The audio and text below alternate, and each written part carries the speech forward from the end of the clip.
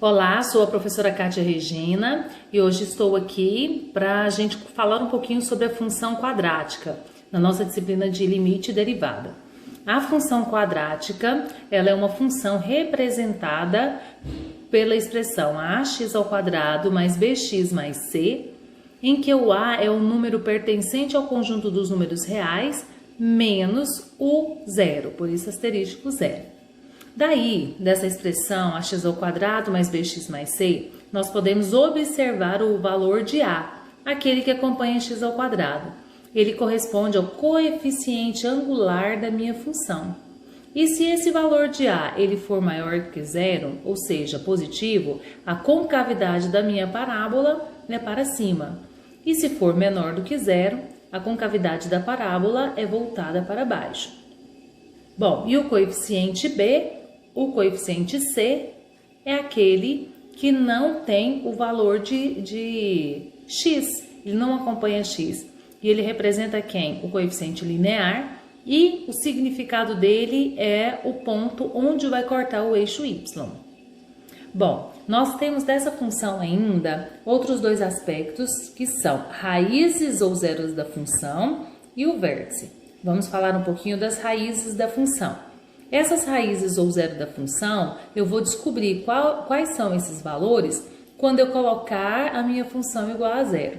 Então, igualando a minha função a zero, eu vou ter uma equação do segundo grau, que para resolver eu vou precisar do discriminante, que é b ao quadrado menos 4ac.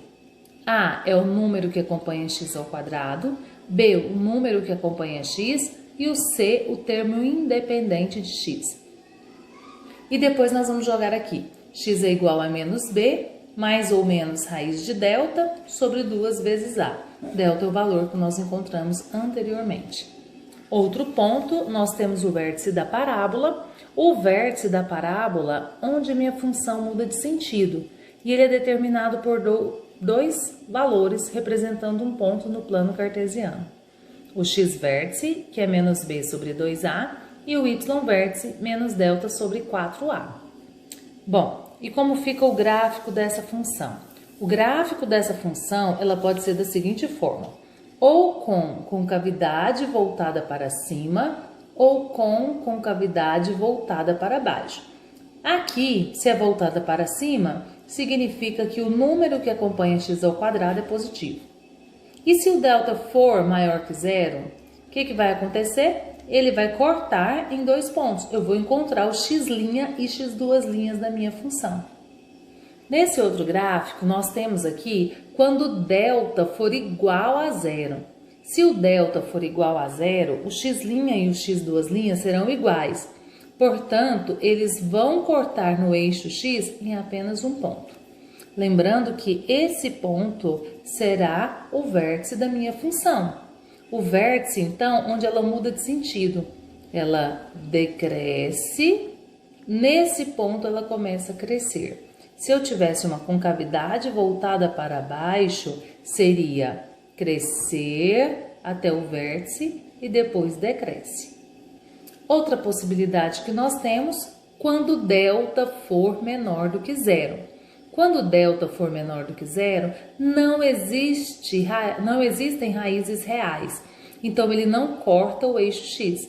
O delta deu zero, existe a função, eu represento o gráfico dela, mas ela não tem raízes reais. Outro fator que é interessante notar, como eu vou proceder para descobrir os pontos corretos para colocar no gráfico, para fazer a representação gráfica. Eu vou começar sempre pelo vértice, ó. Eu vou pegar o meu x-vértice, que é menos b sobre 2a, e meu y-vértice, que é menos delta sobre 4a, vou colocar como valor central. Daí eu vou analisar qual é o valor menor do que o x-vértice. Se o meu x-vértice, por exemplo, for 1, quem é menor do que 1? 0. Então, eu vou colocar meu x aqui como 0.